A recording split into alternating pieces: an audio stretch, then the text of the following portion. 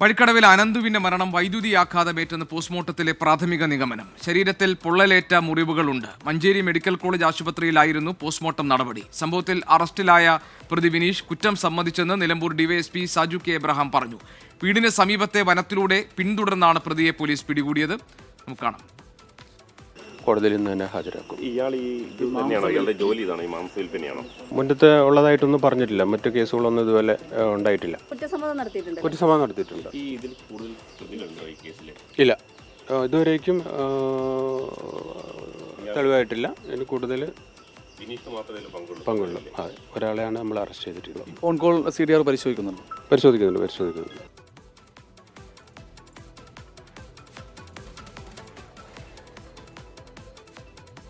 കാട്ടുപന്നിയെ കെണി വെക്കാൻ KCB ലൈനിൽ നിന്ന് പ്രതി നേരിട്ട് ലൈൻ വലിച്ചുവെന്ന് വൈദ്യുതി മന്ത്രി കെ കൃഷ്ണൻകുട്ടി പറഞ്ഞു. ഇപ്പോൾ നമ്മൾ ദൃശ്യങ്ങളിൽ കാണുന്നത് KK ശൈലജ ആ കുടുംബത്തെ ആശ്വസിപ്പിക്കുന്നതാണ്. അനന്തുവിന്റെ വീട്ടിലെത്തി കുടുംബാംഗങ്ങളെ ആശ്വസിപ്പിക്കുന്ന ദൃശ്യങ്ങളാണ്. അല്പം മുൻപ് 3 സ്ഥാനാർത്ഥികളും അവിടെ എത്തിയിരുന്നു. പൊതുമരാമത്ത് മന്ത്രി മുഹമ്മദ് റിയാസ് ആ കുടുംബത്തെ സന്ദർശിച്ച ആശ്വാസം വാക്കുകൾ പറഞ്ഞു. ഇപ്പോൾ KK ശൈലജ ആ കുടുംബത്തെ കണ്ട് ആശ്വസിപ്പിക്കുന്ന ദൃശ്യങ്ങളാണ് ഇപ്പോൾ നമ്മൾ കാണുന്നത്. വേദന ഉണ്ടാക്കുന്ന ദൃശ്യങ്ങളാണ് നമ്മൾ കണ്ടുകൊണ്ടിരിക്കുന്നത്. KK ശൈലജ കുടുംബത്തെ ആശ്വസിപ്പിക്കുന്നതിന്റെ ദൃശ്യങ്ങൾ.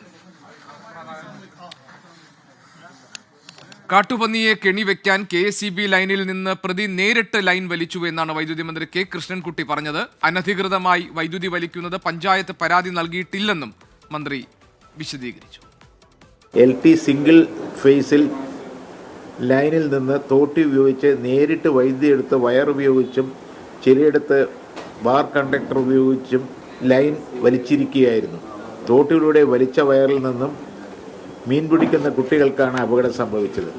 വൈദ്യുതി വേലികൾക്ക് അധികമായി വൈദ്യുതി ഉപയോഗിക്കുന്നത് 2003 ഇലക്ട്രിസിറ്റി നിയമം ഭാഗം 14 വകുപ്പ് 135 എന്നീ പ്രകാരം നിയമവിരുദ്ധവും 3 വർഷം വരെ തടവും ശിക്ഷയും രണ്ടും കൂടിയോ ചുമത്താവുന്ന കുറ്റമാണ്.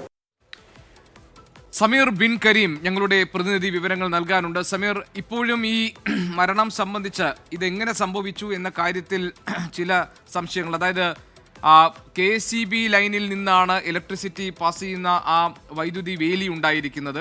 സാധാരണ നിലയിൽ സോളാർ വൈദ്യുതിയാണ് അതിനുവേണ്ടി ഉപയോഗിക്കാറുള്ളത്. അല്ലാതെ വനംവകുപ്പ് ഒരിക്കലും ഈ ഫെൻസിങ്ങിന് KCB ലൈൻ കൊടുക്കാറില്ല എന്ന് പറയുന്നു.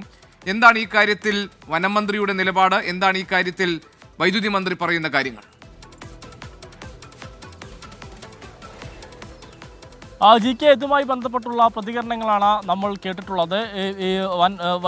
വൈദ്യുതി മന്ത്രി പറഞ്ഞിട്ടുള്ളത് ഇതുമായി ബന്ധപ്പെട്ട പരാതികൾ നേരത്തെ ലഭിച്ചിട്ടില്ല എന്നുള്ളതാണ്. എന്നാൽ ഇതുമായി ബന്ധപ്പെട്ട പോസ്റ്റ്മോർട്ടം റിപ്പോർട്ട് അല്പസമയം കൊണ്ട് നമുക്ക് ലഭ്യമായിരിക്കുകയാണ്. പ്രാഥമിക റിപ്പോർട്ടാണ് പുറത്തു വന്നിരിക്കുന്നത്. ഇതിൽ പറയുന്നത് ഡയറക്റ്റ് ഷോക്കേറ്റ് തന്നെയാണ് ഈ മരണം സംഭവിച്ചിട്ടുള്ളത് എന്നുള്ളത് തന്നെയാണ് ഈ പോസ്റ്റ്മോർട്ടം റിപ്പോർട്ടിൽ ഉള്ളത് എന്നുള്ളതാണ്.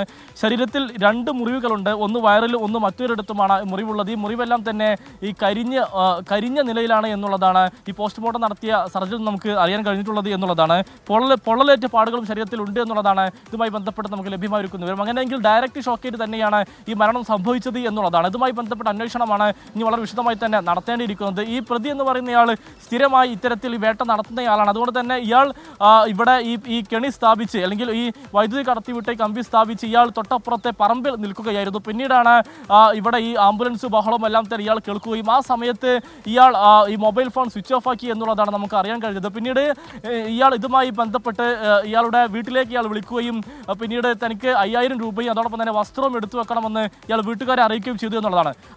ഇത് വിവരം അറിഞ്ഞ പോലീസ് വീടിന് സമീപത്ത് ഒളിച്ചിരിക്കുകയായിരുന്നു. പിന്നീട് പുലർച്ചെ 3 മണിയോട് കൂടിയാണ് ഇയാൾ വീട്ടിലേക്ക് എത്തുന്നത്. ആ സമയത്ത് പോലീസ് ഇയാളെ പിന്തുടർന്നു. ആ സമയത്ത് പ്രതി ഓടുകയായിരുന്നു എന്നുള്ളതാണ്. പിന്നീട് 1 കിലോമീറ്ററോളം വനത്തിലൂടെ ഓടി പോലീസും ഇയാളെ പിന്നാലെ കൂടിയാണ് ഈ പ്രതിയെ പോലീസ് പിടികൂടിയിരിക്കുന്നത് എന്നുള്ളതാണ്.